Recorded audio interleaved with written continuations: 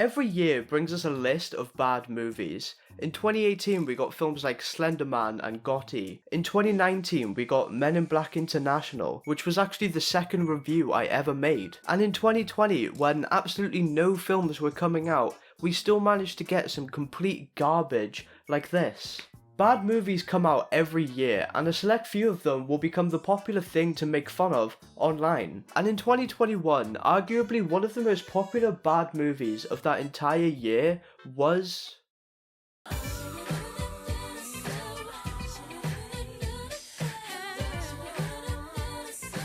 So make sure you subscribe to this channel and leave a fat update on this video, despite the fact that we're probably less than a minute in by now and I haven't really done anything that justifies you doing this. Because now we cut back to over 4 months ago when I first started making this video. So I'm at the point right now where I haven't even watched the movie yet. Like, it's still in its wrapper. But Mikey, you must be thinking, why on earth would you think it would be a good idea to go out of your way to watch a movie that everybody already knows is terrible? Well, you see, it's because I hate myself. And also because I feel like this channel's been too positive lately. Because if there's one thing the internet needs more of right now, it's negativity. Also, I just want to be able to see for myself if it can truly be as bad as a lot of people made it out to be, or if the criticisms of the time were unfairly exaggerated just because it was the popular thing to hate. So let's do it. I'm finally gonna open this thing, sit down, and watch it.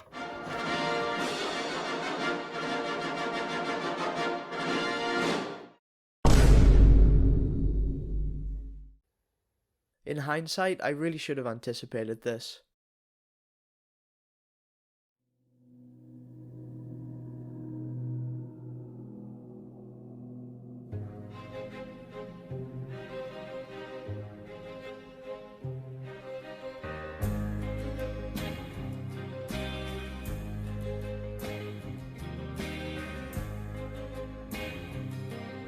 One issue with reviewing comedies is that a lot of people will always try to argue the fact that comedy is subjective, and that just because you don't find something funny doesn't mean there aren't people out there who will. And because of this idea, some people are genuinely convinced that there is no way to objectively evaluate the quality of a joke because it's all subjective, which is definitely not the case.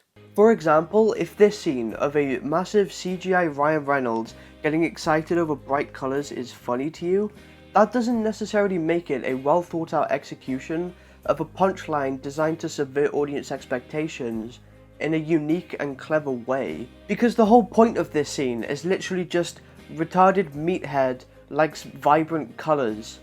Who could have guessed? Which is a measurably simplistic joke with zero depth to it. And that's not to say you're not allowed to find it funny, as long as you're able to recognise the simplistic nature of it and understand that it's not particularly high quality. So overall, what I'm trying to say is that this is a comedy film, yet all of the jokes are extremely one note and surface level, meaning that all of the jokes in the movie are like this.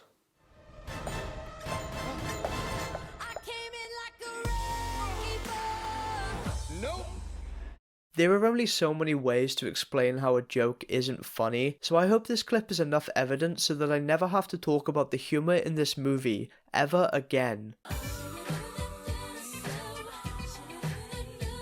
Honestly, the structuring of this movie is so fucked up, I don't even know how I'm gonna end up structuring any of this review. So I guess, fuck it, let's just talk about the characters. Guy is the main character, played by Ryan Reynolds, of course, who is an NPC within a video game who becomes sentient and eventually self-aware. Hey, hold on a second. Just stop for a second. I want to make sure that I'm getting this straight. I just want to fully understand here. So, I'm fake.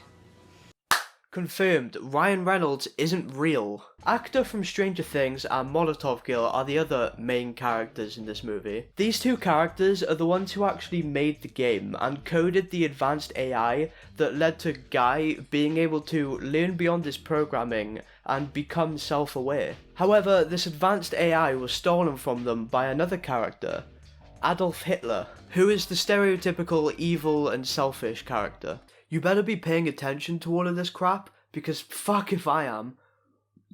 Notice how instead of actually talking about these characters as people and their personalities, I'm mainly just explaining their purpose in the plot. Because none of these people have character. Guy has an excuse. He is literally an NPC, but the rest of the characters in this movie are written in the exact same way. You got the generic bad guy villain whose only motivation is being as rich and famous as possible, and the generic nerdy protagonists who just want to be able to prove that they have their work stolen from them. Unlike Ryan Reynolds' character, these people are not NPCs within a video game. These are real people dealing with real world problems.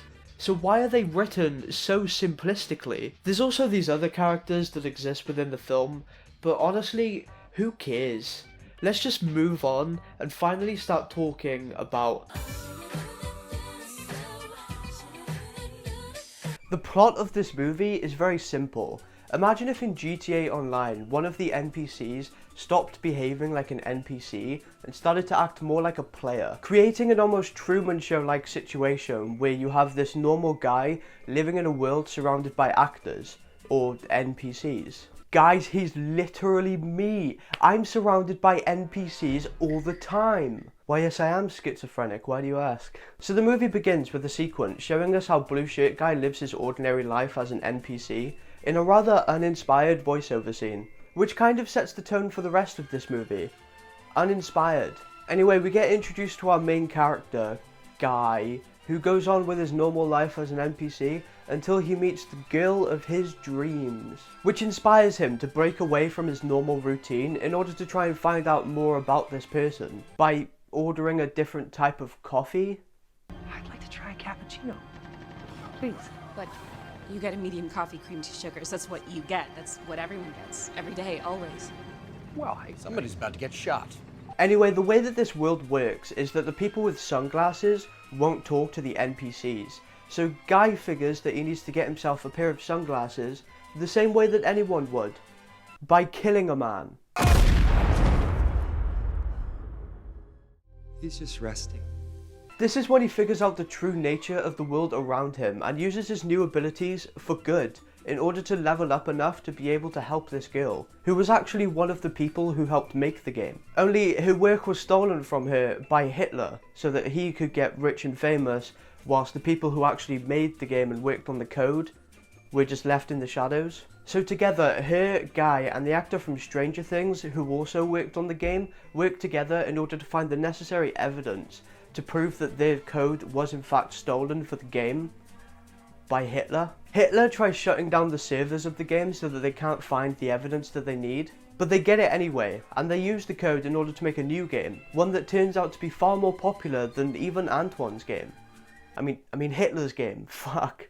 I may have left out a few details, some stupid jokes and cringy references, but for the most part, that's pretty much the whole plot of the movie.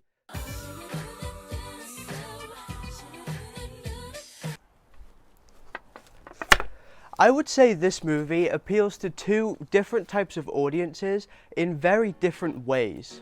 Firstly, the casual audience of people who go outside more than once a month and would go to see it more as just kind of a way to kill a couple of hours. And secondly, it's entertaining from the perspective of someone like me who only knows better because I sit inside all day trying to differentiate between what makes something good and bad. Because it's so easy to point out movies from the past that did the exact same thing as this, but in a much better way from far more talented people. But first, let's just go back into the comfort of the indoors, because it's quite cold out here, and I think it's gonna rain soon.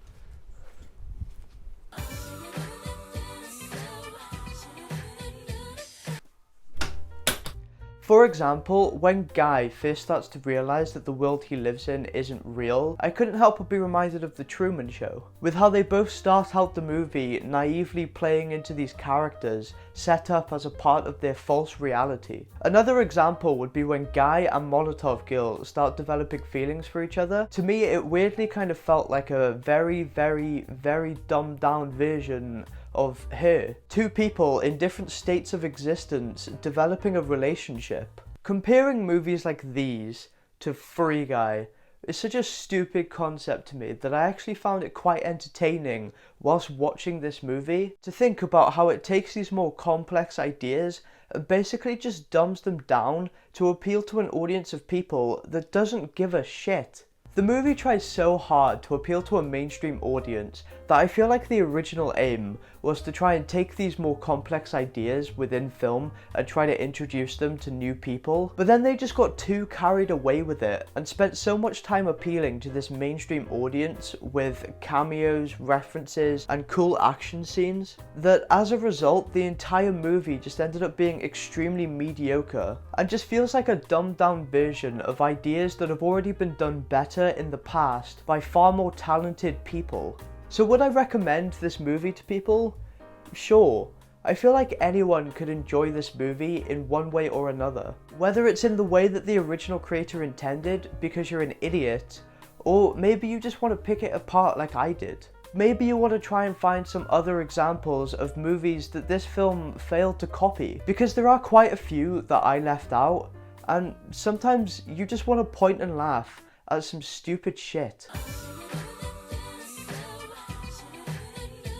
But that wasn't the original question. When I started this whole mess, I wanted to find out if Free Guy was actually a terrible film, or if everyone was just hating on it purely because it was the popular thing to do. So, was Free Guy the worst movie of 2021?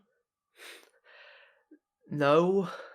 I may have spent the past 4 months coming up with every possible reason why this movie isn't good, but I feel as though in the right circumstance, this movie can actually be kind of entertaining. Even if it wasn't through the original creator's intent, if you can still find things to enjoy within a film, can it really be the worst movie of that year? And I feel like a lot of people from the time were definitely trying to oversell just how bad this movie really is. Don't get me wrong, Free Guy fucking sucks, but it does bring up an interesting question of whether or not a movie that can be considered so bad that it's good can really be the worst movie of a year. Or is the title of Worst Movie of 2021 more likely to belong to something that is so dull and uninteresting that no one ended up talking about it? Meaning we may never know what that movie even actually is.